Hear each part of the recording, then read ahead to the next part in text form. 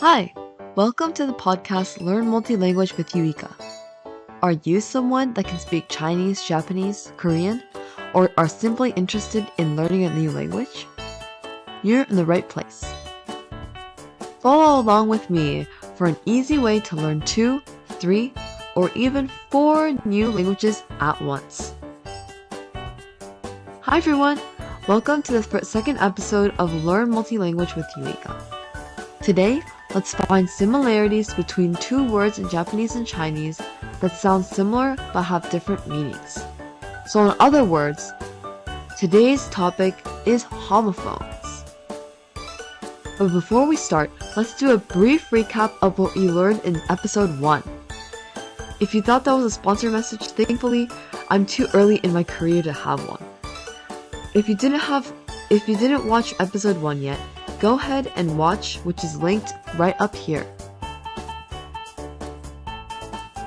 Click the link that shows up above. So, what were the 7 days of the week in Japanese and Chinese? Great! You got it exactly right. Monday's Chinese pronunciation is 月 or 月子, which is in Japanese. Tuesday's Chinese pronunciation is 火 or か in Japanese. Wednesday is 水 in Chinese or 水. Thursday is 木 in Chinese or 木 in Japanese. Friday is 金 in Chinese or 金 in Japanese. Saturday is 土 in Chinese or 土 in Japanese. And Sunday is 日 in Chinese or 日 in Japanese. Do you also remember what 甲骨文 is? For a hint, try looking at the images that are pasted below. That's right. It's a type of ancient oracle bone script people used to use when they inscribed letters or characters onto wood or stone tablets. Great job getting through the recap. Now, let's get into the whole part of the video. Our words for today are the Chinese word 含义 and the Japanese word 汉义. Repeat after me. 含义汉义.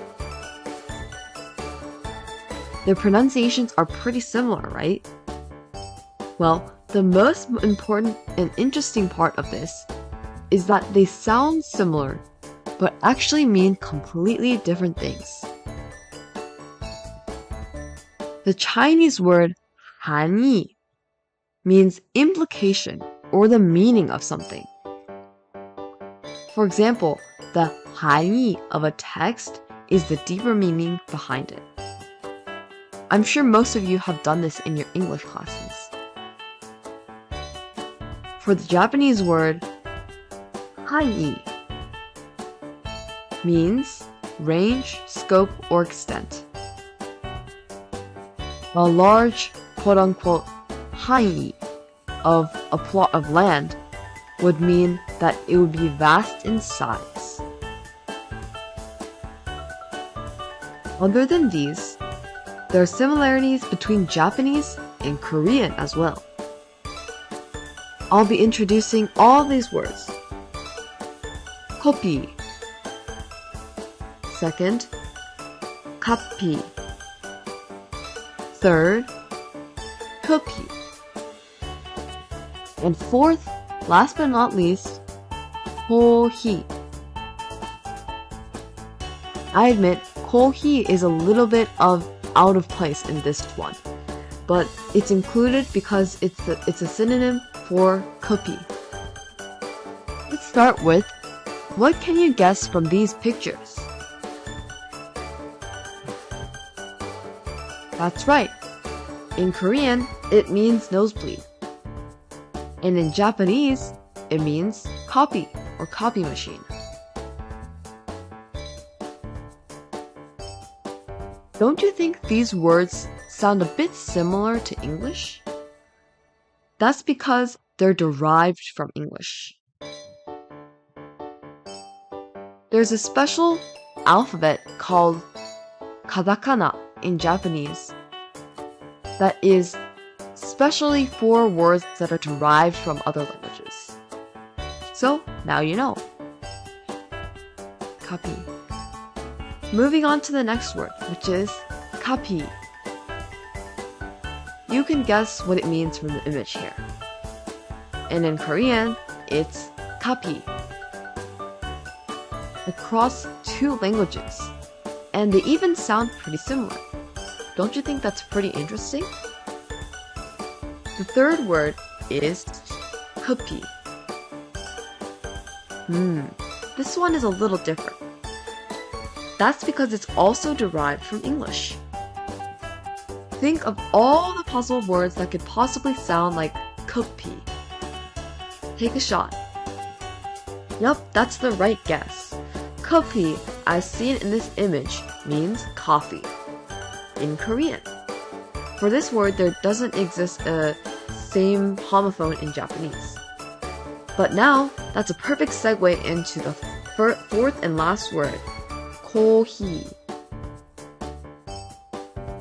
Can you guess which language this is in? You can see that the first letter is similar to this one. So that means that it must be from Japanese.